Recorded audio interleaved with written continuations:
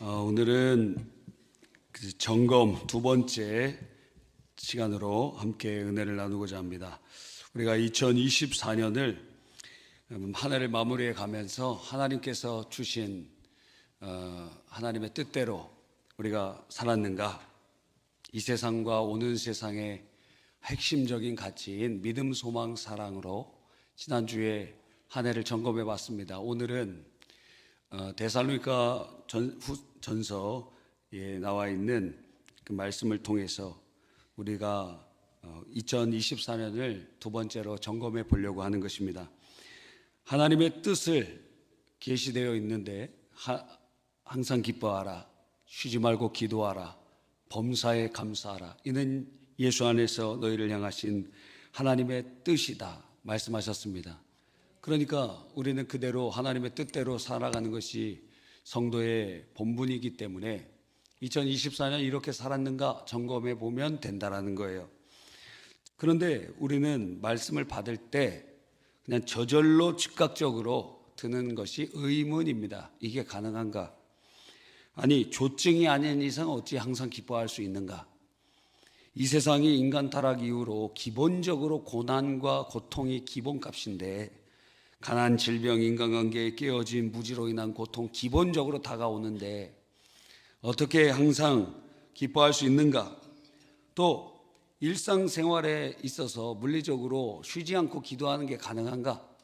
또 감사할 수 없는 일이 많은데 어떻게 범사에 감사할 수 있는가? 그러니까 즉각적으로 우리는 기본적으로 의문이 드는 거예요. 근데 이 말씀을 적용하기 위해서 18절과 19절을 살펴보면 그 힌트를 알 수 있습니다. 18절 중반절에 보면 그리스도 예수 안에서 이렇게 돼 있어요. 그리스도 예수 안에서. 그러니까 항상 기뻐하고 쉬지 말고 기도하고 범사에 감사하는 것이 그리스도 안에서와 연관이 있다는 것입니다. 19절은 그것을 더 명확하게 우리에게 알려주시는데, 성령을 소멸치 말고 이렇게 돼 있어요. 성령을 소멸치 말고.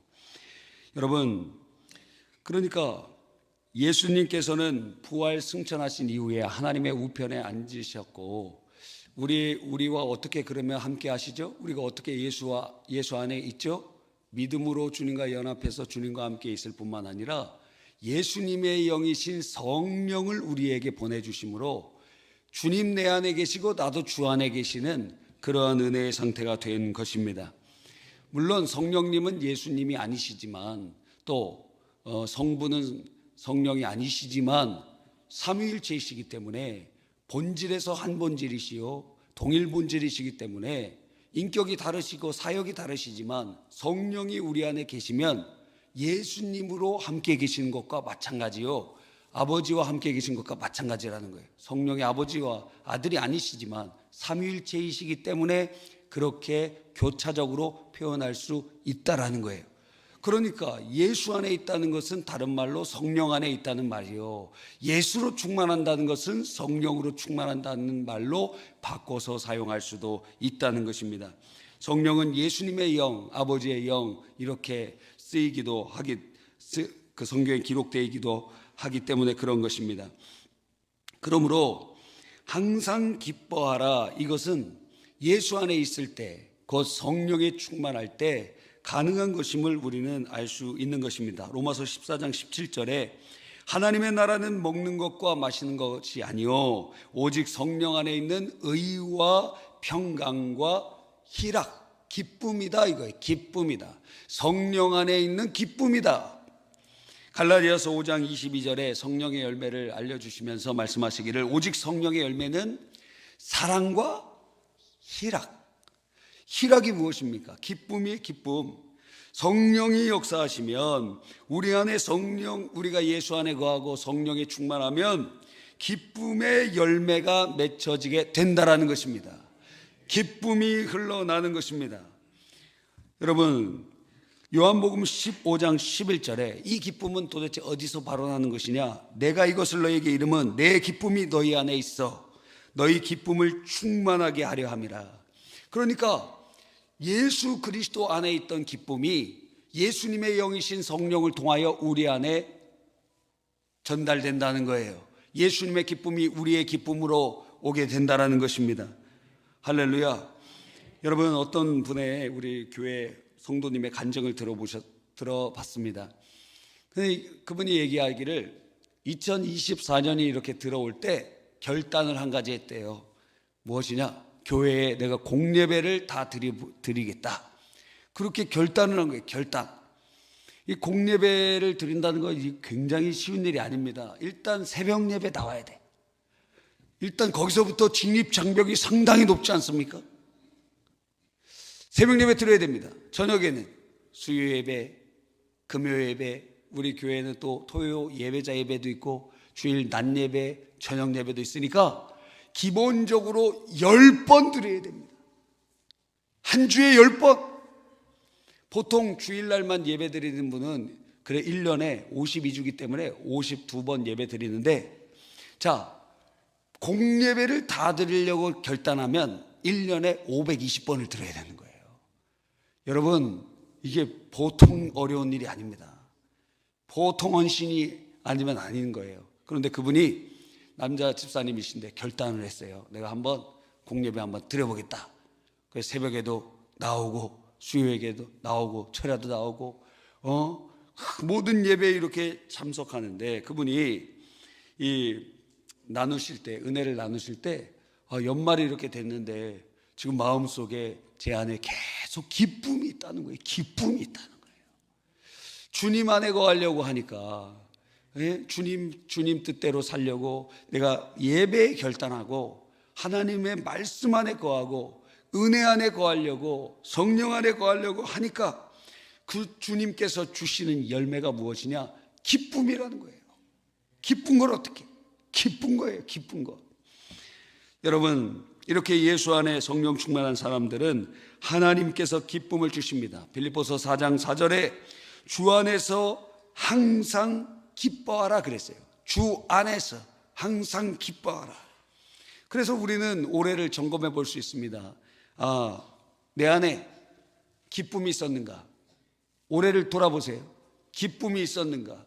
성령님이 주시는 기쁨이 있었는가? 우리가 이것을 살펴볼 때 우리의 한 해를 점검해 보는 첫 번째 점검지가 될 수 있습니다. 두 번째는 쉬지 말고 기도하라라는 것을 가지고 한 해를 점검해 볼 수 있습니다. 여러분은 2024년 한 해 동안 쉬지 않고 기도했습니까? 어떤 목사님은 이 말씀 그대로, 문자 그대로 그냥 적용하면서 어떻게 하냐면 길을 걸을 때도 기도해요. 방언으로 기도합니다. 지하철 탈 때도 이분 계속 기도해요. 차 탈 때도 계속 방언으로 기도해요. 그래서 보통 하루에 5시간에서 8시간 정도를 자기 입술로 기도하는 그런 시간을 갖는 분도 있습니다. 여러분, 되게 힘든 일이에요. 그렇게 하기는 보통 사람들은 굉장히 어려운 일입니다. 그럼에도 불구하고 성경은 말씀하시기를 고린도전서 14장 15절에 그러면 어떻게 할까? 내가 영으로 기도하고 또 마음으로 기도하며 내 영으로 찬송하며 또 마음으로 찬송하리라 했고, 에베소서 6장 18절에 모든 기도와 간구를 항상 하되 성령 안에서 기도하고 이를 위하여 깨어 구하기를 항상 힘쓰라, 이렇게 되어 있어요.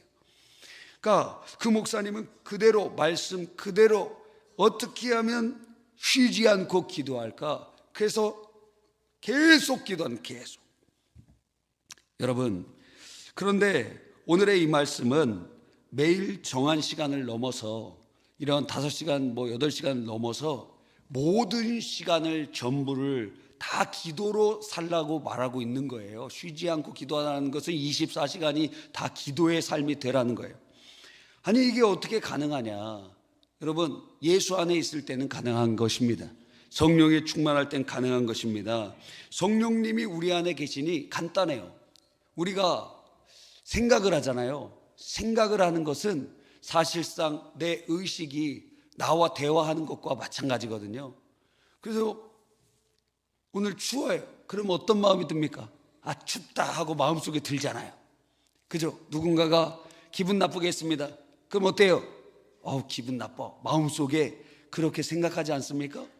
그 생각하는 그것은 나와 대화를 하는 거예요. 근데 내 안에 누가 계신다 그랬어요?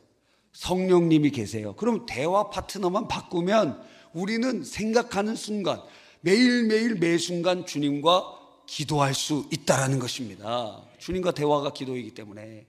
그러니까 오늘 춥습니다. 그럼 아 추워 이게 아니라 마음속에 성령님 계시니까 뭐라고 하면 돼요? 성령님, 날씨가 되게 추운데 감기 안 걸리게 해주시고 따스한 주의 은혜로 덮어주십시오. 이게 기도가 되는 거예요. 이게 기도가 되는 거예요, 여러분. 누군가가 이렇게 기분 나쁘게 했어요. 째려봤어요. 물론 그분 째려본 게 아닙니다. 저처럼 눈이 작아서 그렇게 보이는 걸지도 몰라요. 근데 우리 마음에 기분이 나쁘다 이거예요. 저 사람 왜 저렇게 째려보았는가? 그러면 어떻게 해요?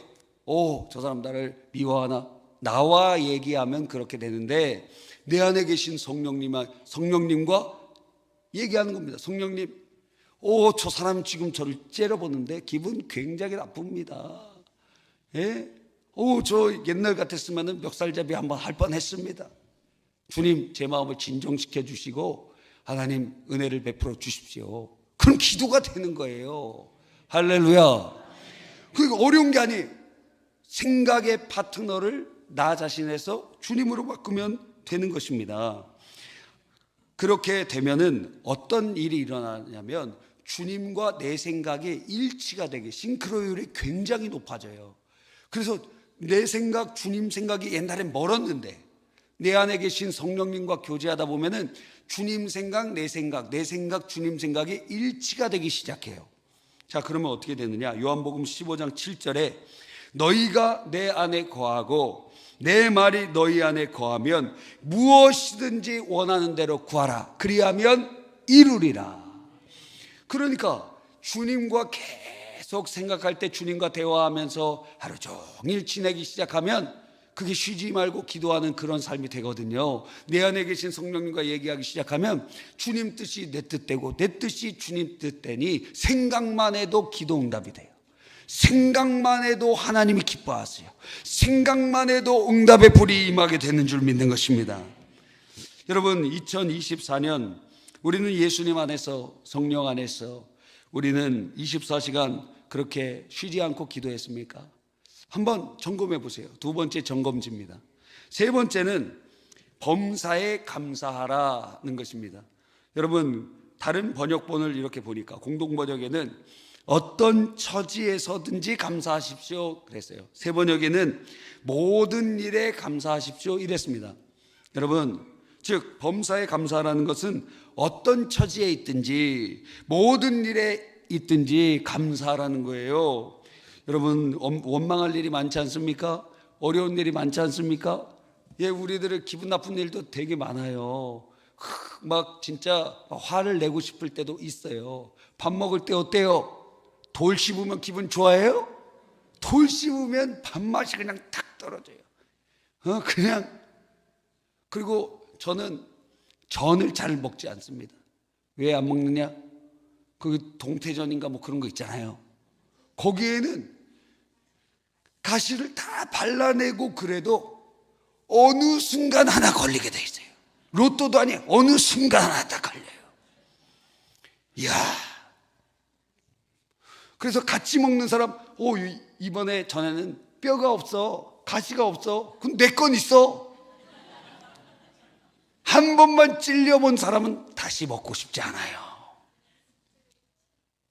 찔려보세요. 먹고 싶은가? 여러분, 이 범사에 감사가 안 돼요. 찔리면 얼마나 기분 나쁜지 모릅니다. 이번 주에 저도 밥 먹다가 살을 씹었어요. 너무 맛있게 먹었는데 이걸 탁.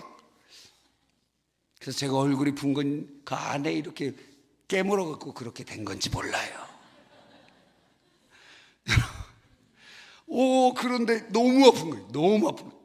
이야, 얼마나 기분 나쁜지 모릅니다. 감사가 안 나와요.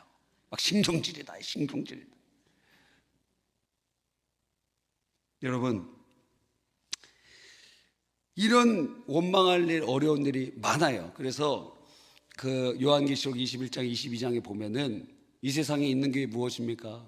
모든 눈물, 애통함, 죽음, 헤어짐 이런 것들이 있다 그러잖아요. 주님이 그걸 다 닦아주신다 그러잖아요. 이 땅에는 눈물이 있어요. 그냥 눈물을 흘릴 수밖에 없는 일도 있어요. 막 소리 지르면서 괴로워할 때도 있어요. 그런 일들이 있다는 거예요. 여러분, 어떻게 범사에 감사할 수 있을까? 이것도 예수 안에 있을 때, 성령 충만할 때 이게 가능한 것입니다. 여러분, 성령에 충만하면 어떤 역사가 일어나죠? 은혜 받기 전과 후가 달라지잖아요. 은혜 받기 전에는 기쁨이 하나도 없어요. 왜 사나? 그런 마음이 드는데, 그런데 성령의 충만함을 딱 받으니까 소망이 일어나고 기쁨이 일어나는데 왜 그럴까요? 하나님의 나라가 임하기 때문에 그런 것이에요. 여러분, 천국이 진짜 있는지 없는지 여러분 어떻게 가보셨어요? 어떤 분 옛날에는 기도도 많이 하니까 천국과 지옥 갔다 온 사람도 상당히 많았어요. 근데 요즘에는 돈 버는 데만 너무 열심히니까 영적인 일에서 굉장히 멀어졌어요.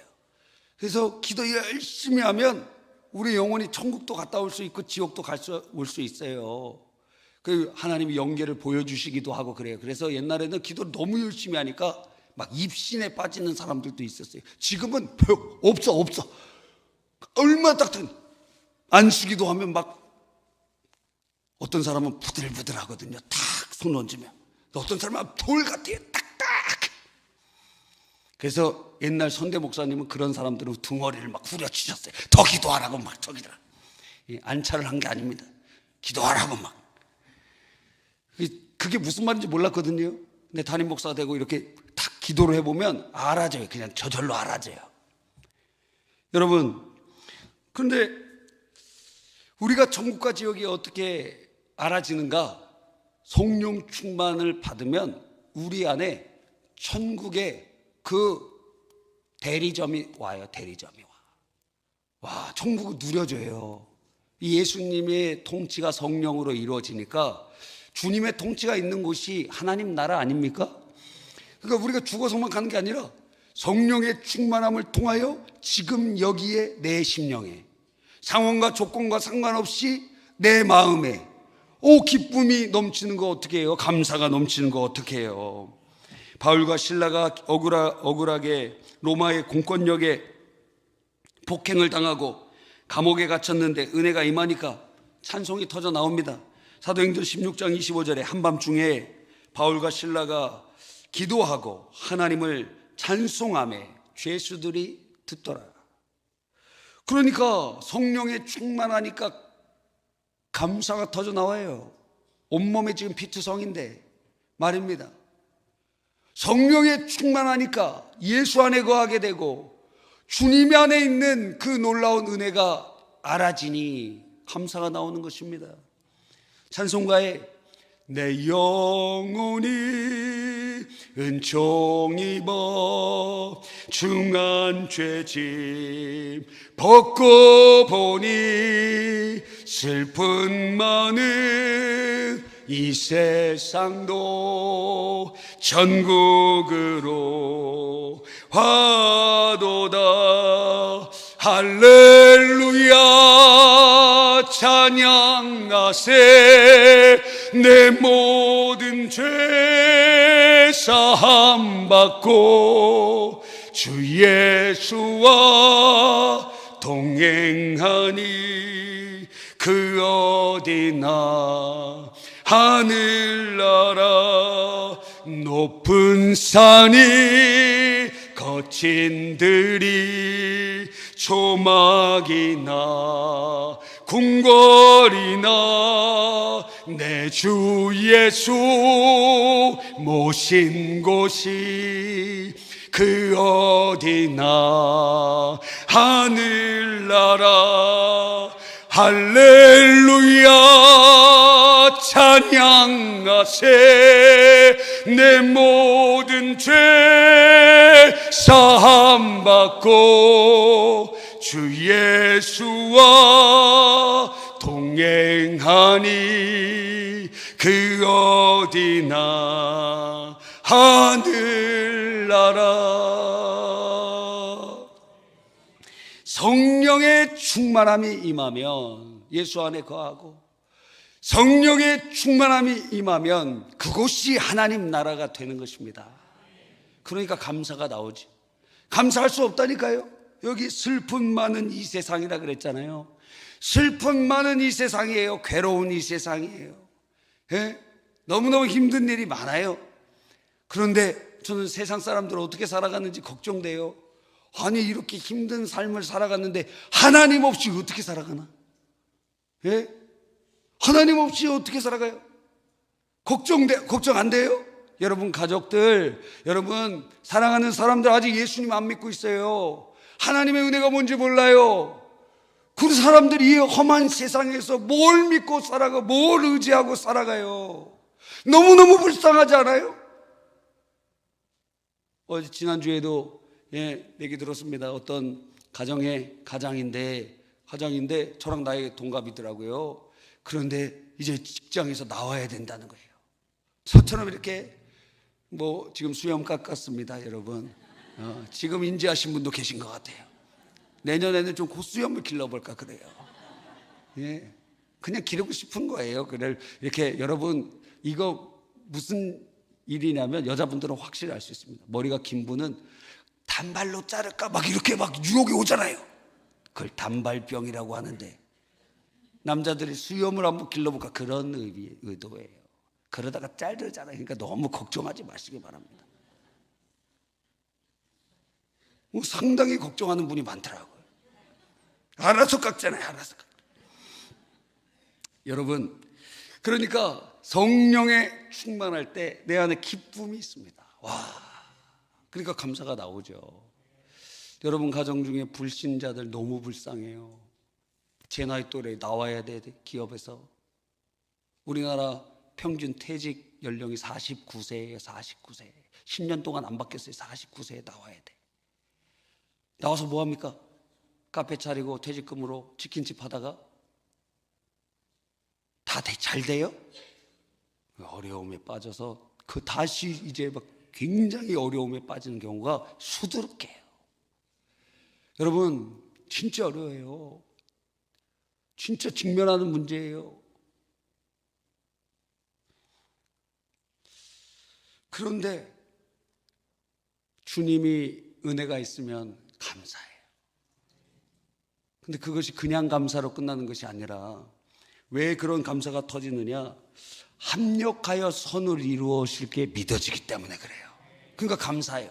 지금 어려운데, 지금 힘든데, 감사해. 왜? 7번 넘어지면 8번 일으켜 주실 게 믿어져요. 죽으면 천국이니 감사, 넘어지면 일으켜 주실 것이니 감사. 디모데후서 4장 18절 제가 좋아하는 말씀 중에 보니까 모든 악한 일에서 우리 건져주신대요. 주님이 우리를 이끌어 주신대요. 이야, 얼마나 감사합니까? 할렐루야, 할렐루야. 여러분, 로마서 8장 28절에 보니까 우리가 알거니와 하나님을 사랑하는 자, 곧 그의 뜻대로 부르심을 입은 자들에게 모든 것이 합력하여 선을 이루느니라. 하나님이 함께 하시니, 나 지금 어렵지만 내일은 더 좋은 일이 있을 것이고, 아직 나에겐 전성기가 오지 않았어요. 하나님께서 주시면 오늘 천국 가는 그날에도 인생 내가 그 전에 수십 년 못한 일을 단 하루에도 할 수 있다는 거예요.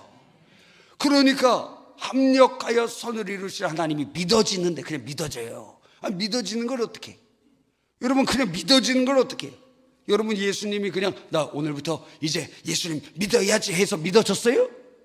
다 여러분들은 전부 다 예수님을 믿지 않았던 시절이 있었잖아요. 그런데 주님이 찾아오셨어요. 어린이 찬송처럼 똑똑똑 문 좀 열어주세요. 누가 찾아왔나 봐.